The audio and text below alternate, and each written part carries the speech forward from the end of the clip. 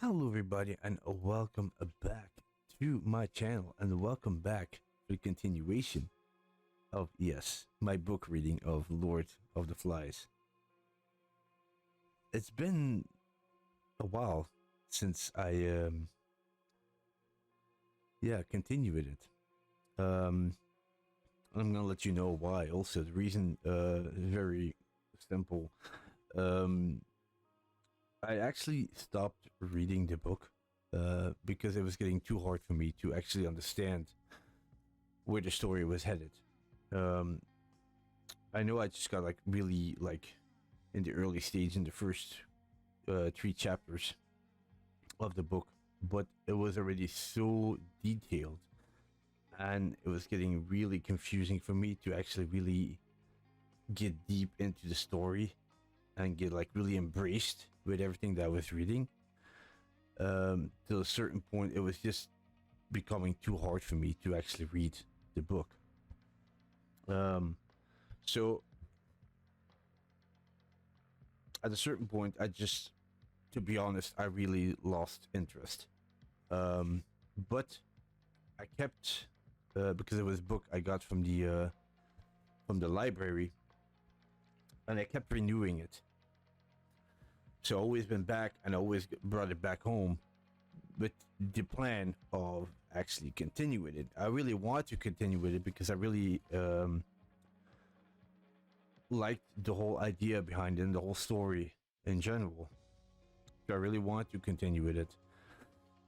But I always pushed it off me. It's like, oh, I'm not in the mood to read and it's going to be too complicated to follow. It's going to be too complicated to read it. And actually today was a new date that I had to bring back the book. And I was like, look, could it be that there would be an easier version about this book? So I started looking in the library and I found actually a simpler version of this story. Basically, what it is, it's from actually a book that is called York Notes, and what it basically does, for what I've read, that it takes the most important pieces of the original book and it makes it much easier to read. So it actually makes it shorter, but with the same amount of chapters. So, for example, the original book had 12 chapters, and this York Notes, it also has 12 chapters, but they made the chapters shorter, meaning that they took the most important pieces, I think, from each chapter, and that they put in the York Notes, and then they left out all the super detailed stuff. They left that out. So yeah, I'm really glad. For what I've noticed till now, these chapters are going to be very short now. So I was at chapter 4, and I think the original book, chapter 4, is like three or 4 pages long. This is going to be 1.5 page long. And for what I've noticed already, it's so much easier to read as well.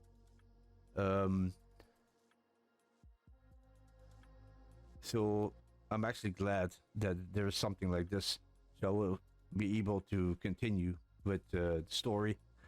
And yeah, enough of the rambling. Let's continue, shall we? Chapter 4: Painted Faces and Long Hair. The boys have become almost used to the rhythm of the tropical day and the mirages produced by the heat, but the pattern of life they are most familiar with prevent them from accepting this new rhythm completely. The boys are described as falling into 3 broad categories: the big guns, Ralph, Jack, Piggy, and Simon, graduating through a vague middle region, which includes Robert and Maurice, to the little ones. This last group, of around 6 years of age, are denoted as being tainted dirty, afflicted with stomach problems, and prone to nightmares. They spend their time eating, sleeping, or playing absorbedly. Three Littlands, Henry, Percival, and Johnny, are portrayed during one of their games. Roger and Maurice pass them, destroying their sandcastles and kicking sand in Percival's eye. The other boys, it seems, feel only a tinge of guilt. Percival recovers, only to have his younger companions repeat the cruelty. Roger watches all this and continues his observation as Henry wanders away and becomes fascinated by some minute transparent sea creatures brought in by the turf. Roger teases him by throwing stones to land close while he, Roger, is concealed behind a tree. Jack arrives, having found some clay to use as facial camouflage, and explains that he believes the pigs see him rather than smell his scent. He smears his face and goes off to hunt. After bathing pool, Ralph considers Piggy in a negative light and recognizes him to be an outsider and an irritation. Suddenly, Ralph believes he can see the smoke from the ship's funnel. He gets badly scratched as he dashes through the undergrowth in an effort to get to the signal fire, only to discover that it has gone out.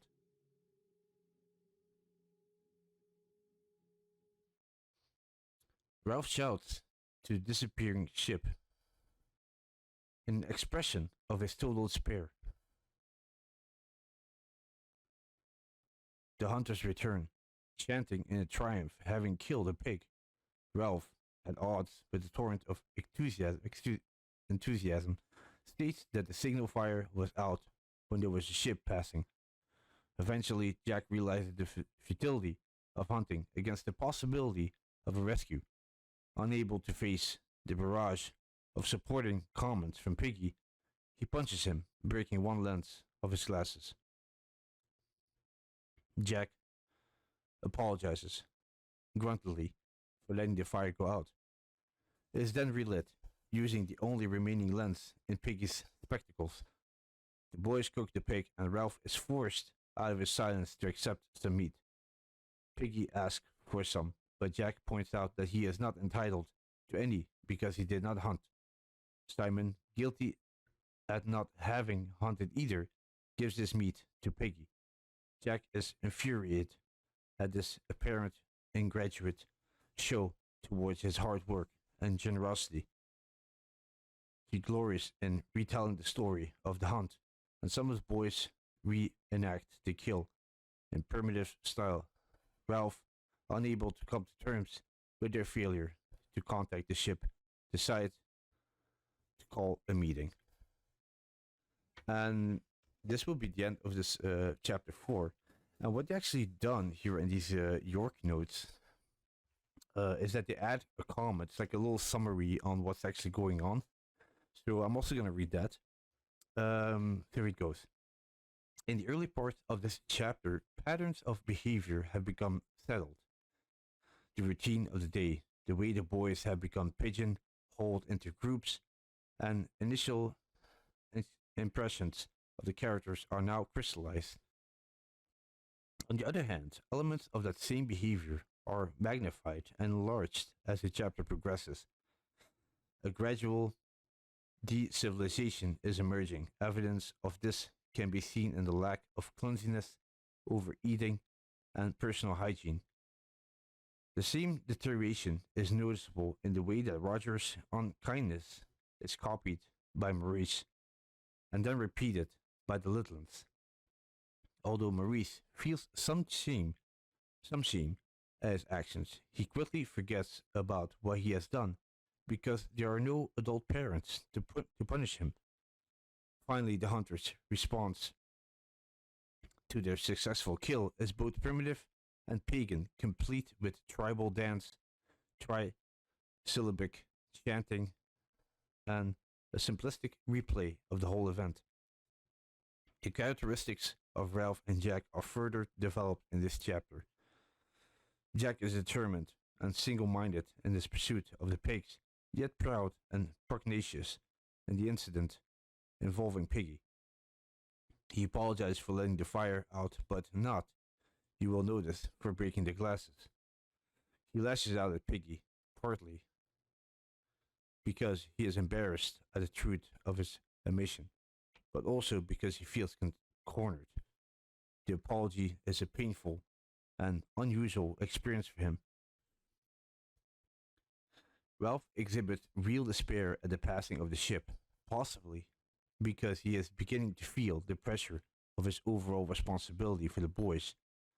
He has also been involved in work building the shelters, and the idea that the island is fun is wearing thin. As you will read the next chapter, notice how Ralph's low opinion of Piggy was born. And this is my chapter 4 of the York Notes of Lord of the Flies. I think it's much easier to read, and I'm very happy with this actually. So let me know, guys, what you thought of it. I'm definitely looking forward to chapter 5, which, for what I've noticed, is maybe 2 pages long. Yeah, roughly 2 pages. Yeah, something like that. So that will be for next time. Thank you very much for listening. I hope you enjoyed, and I'll catch you in the next one. Take care. Bye bye.